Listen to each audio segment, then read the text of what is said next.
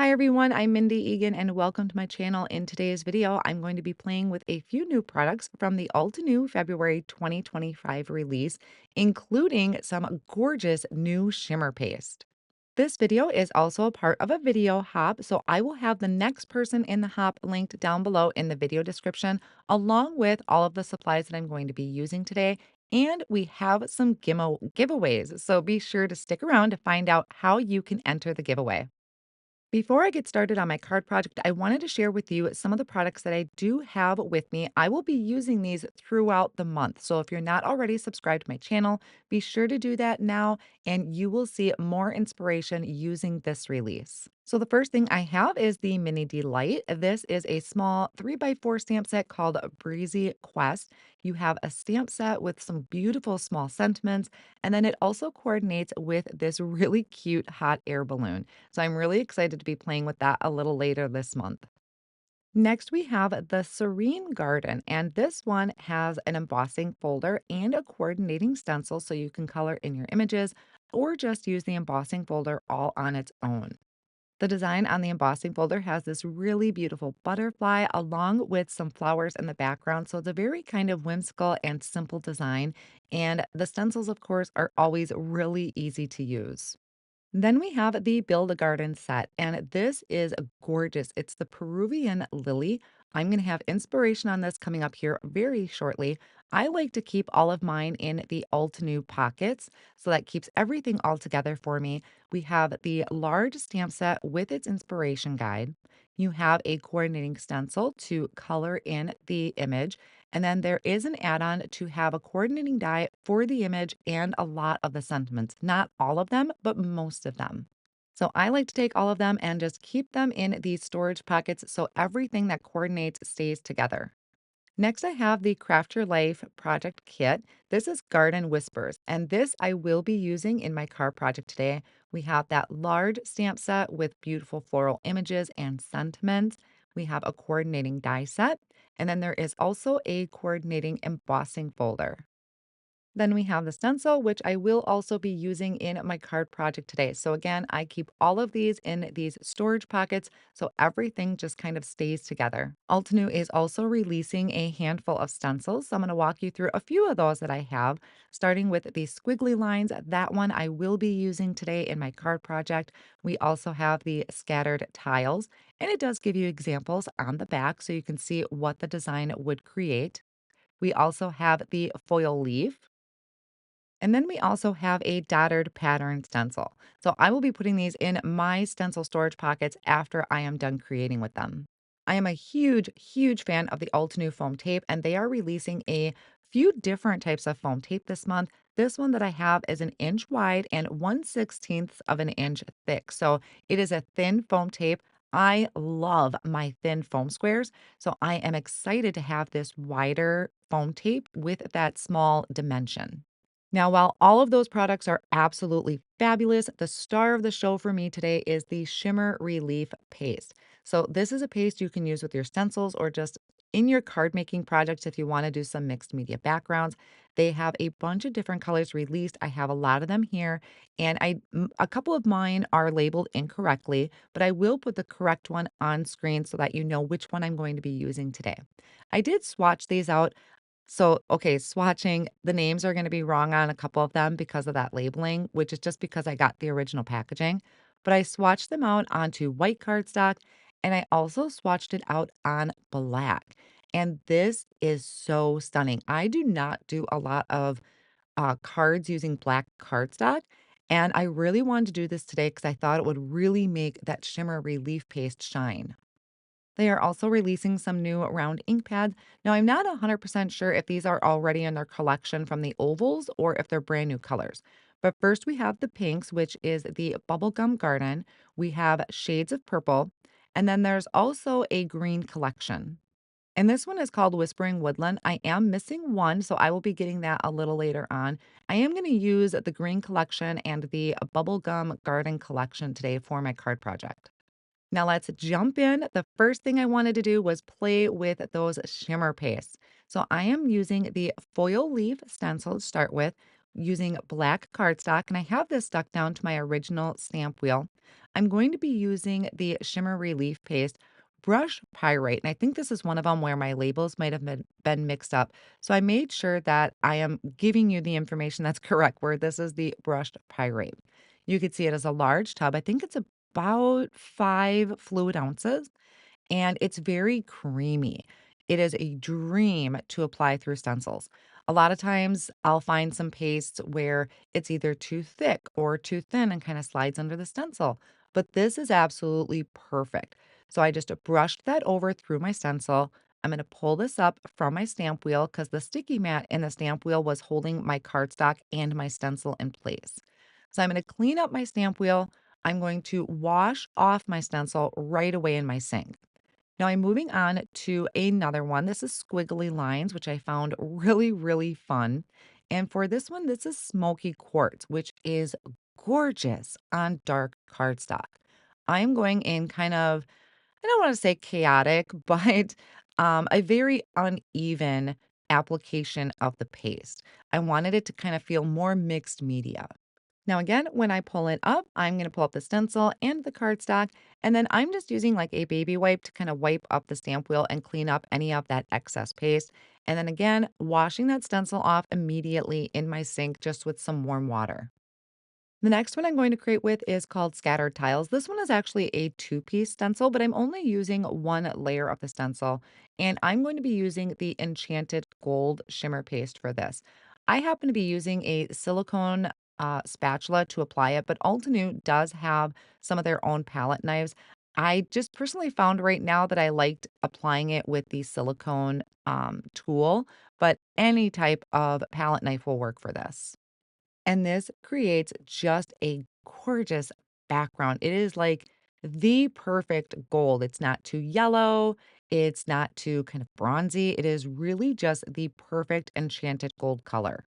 Now, to enter the giveaway down below, let me know in the comments which of these three pastes was your favorite: the brushed pyrite, the enchanted gold, or the smoky quartz. And I'll show them here again in just a moment so you can get a good look at them once again. Now, while they were drying, I brought out the Garden Whispers, and I really wanted to incorporate this flower over one of my stencil backgrounds. So I was kind of just holding the stamp set over the backgrounds to see how it was going to look. This was totally experimental for me. I wasn't quite sure if this would match, but I did figure out that I wanted to use the squiggly lines. I thought with the smoky quartz on that dark cardstock, it wasn't going to feel too busy. But here are all three of those backgrounds. So it was the squiggly lines, has the smoky quartz, we have the enchanted gold, and then that brushed pyrite. So again, let me know down in the comments which of those three was your favorite. Now, to create my flower, I am bringing out my Stamp Wheel 2.0. It has my clean sticky grid mat on there. I have a piece of white cardstock that is 5.5 by 8.5, and I have the large corner floral image that I conditioned with the Altenew stamp eraser. And then I just kind of wipe that clean with my tidy towel. So that's conditioning my stamp for me. It's just going to take ink a lot better. And then I'm going to ink that up with the limestone ink, which is a light gray ink.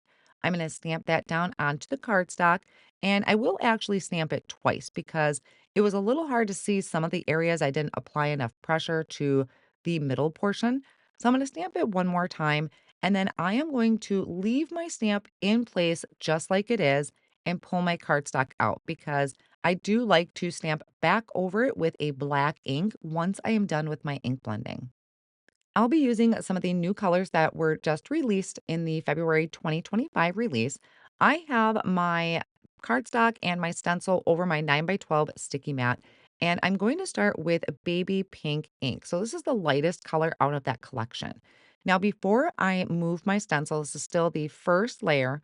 I'm going to come in with a smaller blending brush in the center and use fuchsia, which is the next darkest shade in that collection. So I'm not going to focus too heavily on the ink blending today. I really wanted to show you those shimmer relief pastes, but I am going to walk you through each of the steps. Some of them I may just be showing you the reveal because these colors are so vibrant and just so bright and cheerful. Now I did move on to the next layer of the stencil to fill in the other petals. using those same exact colors and that same blending method where I'm using the two different shades on each petal. The next layer of the stencil for the flowers is going to add some detail. I did start out with the fuchsia ink. So the same color I kind of ended with before. I did start out with the fuchsia.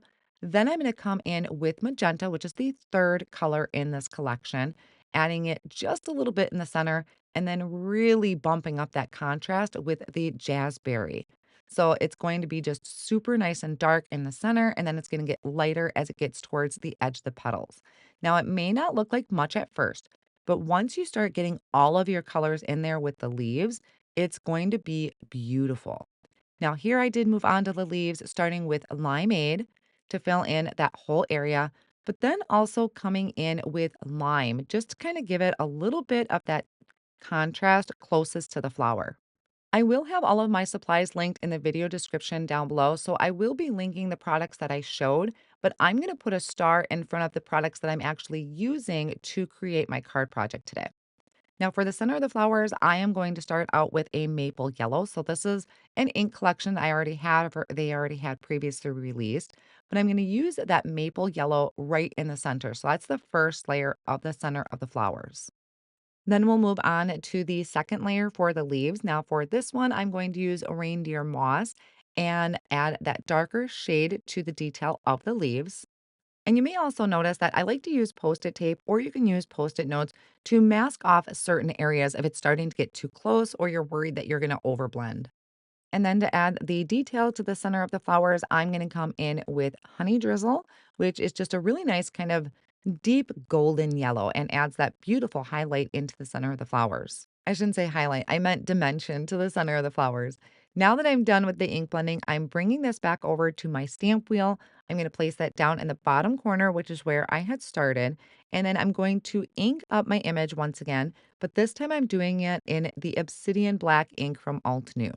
I'll flip my plate, stamp that down, making sure that that kind of hole that's in the bottom of the plate is always in its same orientation. And then stamp that down to bring all of these details back to life on the card. And that's where everything just comes together and creates pure magic. Now, because obsidian ink is a pigment ink, I'm going to dry that with my heat tool. So that way I'm not transferring any of that ink to my plates when I die cut it. Nothing makes me want to cry more than die cutting out an image and then finding I transferred ink from a previous project. So I'm always cleaning my plates and I'm always making sure that my ink is dry. So I ran that through the die cut machine with the coordinating die. I did die cut out another one out of plain white cardstock and then layered that together with some liquid glue to just help build the stability and add a little bit of dimension. I have my background. Now, this one I chose has the squiggly lines with these smoky quartz. And because it does warp the paper just a little bit, I'm lining the back of that panel with some double-sided adhesive sheet, and then I can add that to the front of a side folding card base. The double-sided adhesive sheet is really going to help flatten that out for me. Then I'm going to use that same liquid glue. I'm going to place it all over the back and I'm going to attach this to the front of my cardstock down in that kind of left bottom corner. I do have some hanging off the bottom there. I wanted it to be kind of a complete look. I didn't want any gaps or white spaces. Now, I was desperate to find a way to use my foam tape today. So I cut a couple pieces off and I'm adding it behind this sentiment. This comes off of the Breezy Petals, which I think is it's either a previous Craft Your Life or a previous Build Your Garden. I just had stamped out a ton of sentiments from it one day, so I have those in my drawer to use. So that came in handy today. I added a little bit of that brand new foam tape and added that to the front of my project. And then I will embellish using the Bubblegum Dreams enamel dots. If you don't have the enamel dots, I do highly recommend them. I use them not only for embellishing my card projects, but also for putting them on my blending tools. So that is the finished card project, but wait, I'm going to bring out the other cards to show you once again. So mine was featuring the smoky quartz with the squiggly lines. Then we have enchanted gold on the right and the brushed pyrite on the left. So let me know which one of those backgrounds is your favorite. And again, all of my supplies will be linked in the video description down below, and there's going to be a star in front of the products that I actually used to create the card today.